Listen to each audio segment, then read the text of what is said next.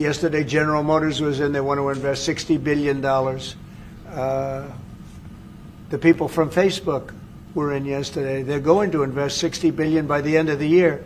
Other people are talking about numbers. Apple, as you know, a few days ago announced $500 billion investment. They're going to build their plants in the United States, which, as you know, almost all of their plants are in China. Now they're building in the United States. Look, the reason is two things. Number one, the election, November 5th, and the other thing is tariffs. I think probably in that order. But Tim Cook came in and he announced 500, think of it, 500 billion, not million. 500 million's a lot when you think about it, right? But I would have been happy with 500 million, but it's $500 billion investment by Apple in the United States. And that's because of the election result, and it's because of the tariffs and the tax incentives too, tariffs and tax incentives. Back to Creators Media. Thanks so much for joining me here at the show. Really appreciate you rolling up. We got some good economic news today that I want to share with you, just so you can't get gaslit by the ridiculous propaganda media as they continually try to lie about Trump's economy, about America, about everything that's going on. We will always endeavor to bring you the truth, regardless of whether it's good or bad, good for Trump, bad for Trump, you name it. But we're going to talk a little bit today about the Trump economy that is starting to take shape, despite the consistent court injunctions, the consistent lower district court, as some people have said, the inferior, black-robed inferior district court judges constantly trying to block the deportation of illegal aliens, which results in the reduction of crime. As lately now, they have also tried to block Trump's tariffs, which Trump has already said. I loved Lutnick when he was on TV, as he was talking about the Trump tariffs and how they've got lots of options in order to keep those tariffs going. And actually reshape the entire global trade, which is what Trump has been trying to do since day one. So I got that economic news for you today. So we're going to dive into that. Really just want to shout out to everybody who's joined up. Resnap in the house. Thanks so much for being over here. Resnap, we are back on this channel because we are poised to get remonetized over here. And obviously, this is where all our subscribers are. And so YouTube was not really letting us take off on the new channel. We're going to repurpose that to apologetics and faith-based content. So we will have two channels moving forward. But for all our political content and commentary, please join us here. So Resnap is in the house. You guys are awesome. Really appreciate everybody rolling up. All right, I want you to check this out because he talked about in that video clip, Trump talked about the fact that everybody is now wants to make, they want to make deals. They want to start building their products in the United States. And so with that, we have a new announcement. This is just hot off the presses for today.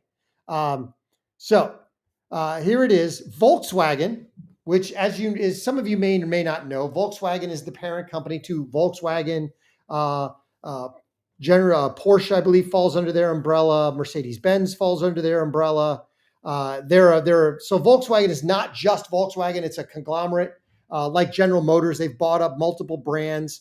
They have multiple brands across Europe. So Volkswagen, as you can see here, Volkswagen to make massive investment in the U.S. to avoid tariffs. So the Trump tariffs, which all of these propaganda media types want to disparage, that the courts want to block, because why do they do that? Because obviously the tariffs are working. We've got 100+ nations coming to the table to make deals with the United States, bilateral trade deals to reduce tariffs to next to zero, because everybody will always pay the 10%, seller's fee to get into the US market. But the tariffs are working. So why do all these people, the propaganda media and these ridiculous administrative courts, want to block Trump's tariffs? Why? Because they have a different agenda. They are serving a different master. Make no mistake, a vast number of people in the United States government, whether they are in the judiciary, whether they are in Congress, whether they are bureaucrats, A similar number in state governments around the country do not hold the best interests of the U.S. or the United States citizen in their minds. They serve a different master. They serve the globalist cabal of corruptocrats that want to destroy America, therefore destroying the West, and usher in a new age of aristocracy. We've talked about this a lot on this show. There are those elements, those nefarious elements, the Davos crowd, basically every European leader, sans a couple, Giorgia Meloni, the opposition leader in Romania, obviously the AfD party in Germany, that want to destroy what the West has built. They no longer want free societies. They want you governed by technocrats. They want facial recognition and CCTV at every single corner to be able to monitor everything you do. They want to be able to control your financial transactions. They want you to own nothing and like it and eat bugs, in the words of the failed leader of Davos, Klaus Schwab, who is now out. But despite that, Trump almost single-handedly is remaking the new world order. It is no longer the post-World War II liberal world order, globalist world order. Trump is remaking it into a civilizational nationalist world order, where it's make America great again, make Canada great again, make Romania great again. You pick your country and go meet your obligations to your own people. But these groups do not want Trump to succeed. So hence all of their blocks on his tariffs, on his immigration policies, and so on. But despite that, Volkswagen realizes that these tariffs are here to stay. Trump just will figure out another way around them. But Volkswagen to make massive investment in the US to avoid tariffs. This is absolutely phenomenal. At the same time, we've got major economic indicators that are all pointing in the right direction. I've got a couple video clips for you to show you this. But first, let's look at, despite all the fear-mongering about inflation. Tariffs are taxes that they're going to cause inflation. It's going to cause inflation.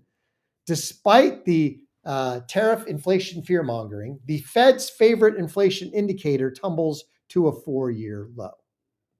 So when is Powell going to start lowering rates? I wouldn't hold my breath, because Powell is another globalist. Powell is unfortunately infected with Trump derangement syndrome. Powell should be lowering rates already to further spur the U.S. economy, to further spur growth. We've got two major things that need to happen now in the next 60 days or so to complete the building blocks for Trump's complete economic transformation. And that is the passage of not just the big, beautiful bill, because there's elements of the big, beautiful bill I'm not happy about. I don't think it cuts spending enough, but all of the tax cuts and deregulation that are in the big, beautiful bill, those need to get passed into law so that we do not have tax increases and so that the deregulation becomes entrenched. And the next thing that needs to happen is Powell needs to get off of his high horse and start to bring down interest rates, spurring further growth in the market, further access to capital, further growth in the U.S. economy, but growth from the inside, not fake growth. So I love what's happening. I love what Trump is building with the economy, and he's already lowering inflation. We saw this previously with the consumer price index. So now we have another inflation indicator that is already lower. So despite the fear mongering on tariffs, inflation is better, prices are down, but now we get fantastic news on both personal income and trade deficit numbers. Again, both hinged, the trade deficit completely hinged on tariffs. The personal income numbers based on what Trump has already done with deregulation, with unleashing American energy, with the tariffs that have driven investment into the United States. Trump has already secured, depending on how you do the numbers, somewhere between $5 and $14 trillion of investment in the U.S. from SoftBank in Japan, from companies in South Korea, from the Gulf states on his recent swing through Saudi Arabia, the Emirates, Qatar, where they invested well over $2 trillion. He's got investments from Apple. He's got investments from pharmaceutical companies. You name it. The investments are pouring into the United States to avoid the tariff monster. Now, let's check this out. Because first, let's look at the trade deficit numbers that were released. This is fantastic news. So here's the trade deficit numbers. Lo and behold, they went down. The last number is, of course, a very important number to this administration. This is the trade balance, which is a deficit, expecting minus 143 billion. Wow, it comes in much, much smaller, minus 87 billion. And now this follows a 163 that gets converted to 162 billion with a minus sign, the worst since record-keeping 1989. Then we cut it in half to 87.6. 87.6 would be the lightest, and I have to really go back. 87.6 would be the lightest since... wow, September of 23, SEP of 23. And this really does underscore how the movement of goods and services has really changed due to a variety of tariff-related issues. The last number... So Trump is already cutting the trade deficit in half. The tariffs are working. Everything that the media has told you about the tariffs is absolutely a lie. Trump's tariffs are 100% working. I know there's a lot of people on the Republican side, on the conservative side, that would disagree with me. They don't like tariffs. They don't like the government getting involved in trade. I am not. I am a free trader to a point. And that is, I want America first. I want America to succeed. The rest of the world can come along with us if they want, but I don't care about them. And I don't want to enrich other companies at the expense of Americans. I want to build things here in America. I want us to lead the world in manufacturing, in technology, in AI, in all of it, because all of this eventually becomes a national security issue. Eventually, you're going to need something that one of your enemies or adversaries has, and if you don't make it in America, they can control it. So I love what Trump is doing with deals for raw materials around the world, and I love what he's doing with bringing back manufacturing to America, starting with the national security specific industries, steel, pharmaceuticals, automotive. I love what he's doing. And so I want the tariffs to continue. In fact, I was not a big fan of him dropping the tariffs against China for the 90-day pause to let them negotiate a deal. I'm all for burying China. I don't want China to be the world's manufacturer. They're our adversary. We should be manufacturing stuff. And if there's stuff that we don't want to manufacture, cheap plastic and other things, which I still think we should make an element of it here, but outsource it to allies. Let's drive a trade deal with India. Let's drive trade deals in other places in Southeast Asia or Africa with allies, not people who are our primary adversary. So I love what Trump's doing with tariffs. I love the effect they're having on the economy because it is absolutely positive. Now, check out this number, which is even more indicative that the Trump economy is taking shape. And this number is way more important as well. Here we go.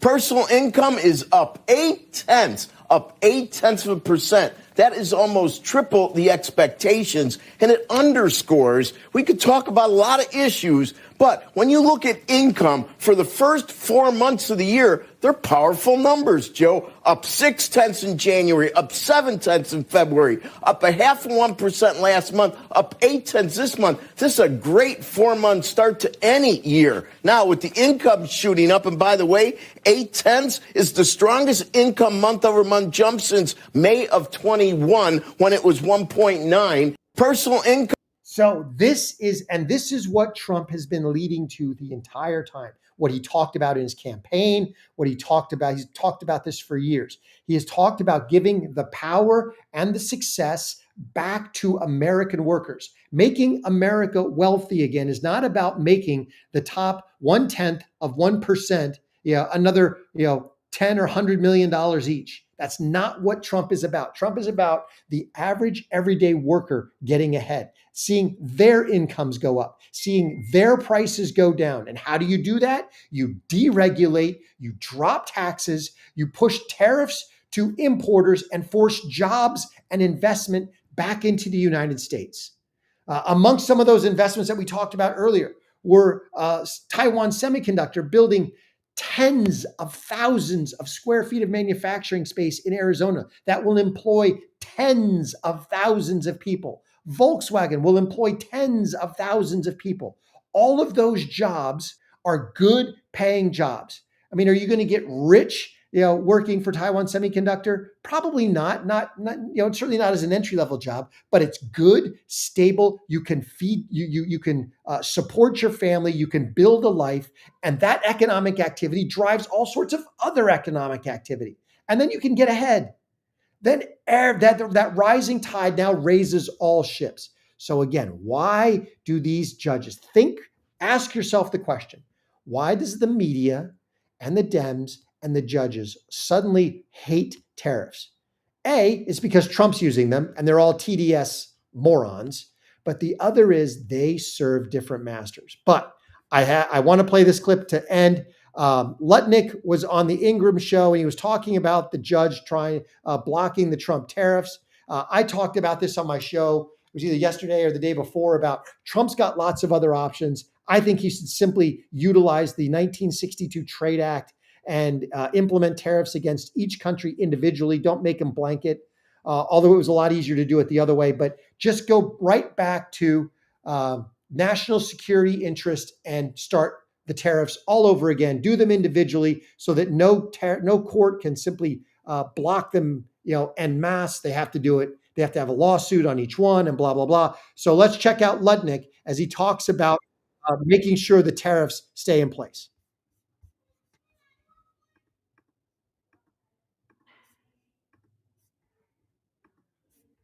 The president's spoken about the national emergency that's led us to these giant trade deficits, right? I mean, he spoke about it on the campaign trail, and he wanted to use the sweeping powers of IEEPA.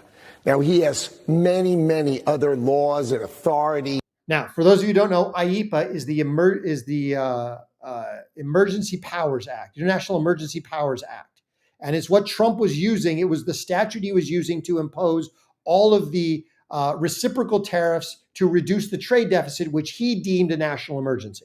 That he can use, and he'll take them out if he needs to. But right now, he likes the sweeping authority because it lets him deal with everybody who treats us unfairly, who doesn't treat us reciprocally. He can use IEEPA to do the whole world and sort of set America up correctly and protect America from the national emergency. But as you know, we're going to go through the courts, and you should always bet on Donald Trump because what we've all seen is he does not lose. I love it. So I love the fact that Lutnick is smiling through this whole thing because, frankly, if I had just been handed this ruling by, a clandestine, black-robed, inferior, not even a district court, an administrative court panel of judges, I'd have been really angry. But he's smiling because I think he knows that they know that this is merely a blip on the radar. They'll either fight this out and win it in court, or they'll simply restructure the tariffs under a different statute. And they know that going into court, all the Trump tariffs, the Senate had the opportunity to act. The Senate had the opportunity to block the tariffs, and they didn't do it. They didn't take it. They didn't even put it to a vote. So the Senate did not want to act. Therefore, a court does not have the right to now usurp both the Article 2 executive authority and the Article 1 legislative authority. So you're talking about a court now that is going to usurp both authorities? I don't think so. I don't think the Supreme Court is going to look kindly on that. And even if they flub it up, Trump can walk right back to the Trade Act of 1962, re-implement every single tariff individually and say, okay, let's do this again.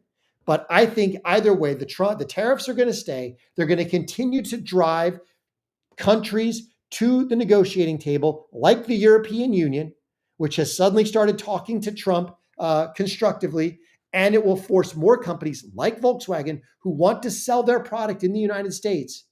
It will force them to build their plants here. And oh, by the way, those automotive tariffs, they're not effective. The 25% tariff on incoming automotives, because that is a national security industry deemed essential to national security. Those tariffs will stay. They're not being eliminated by this ridiculous trade court. No. And so Volkswagen's like, yeah, we know these aren't going anywhere. If we want to sell cars in the United States, we got to either make them in the United States or everyone's going to pay 25% more. So I love it. I think it's fantastic economic news. I think it's a stick in the eye to those Trump deranged idiots who are trying to take down the Trump agenda because, frankly, they don't just hate Trump, they hate America. Thanks for rolling up. Really appreciate everybody being here. You guys are awesome. Teresa Brook in the house, Bob in the house, Resnap, thanks so much. Please like, comment, and subscribe. Let us know how we're doing in the comments. And most importantly, share Courageous Media with everybody that you know. Let's get this channel back up on top, back running. Let's get it up to 200,000 subscribers. You guys are awesome. Really appreciate you rolling up. Until I catch you next time.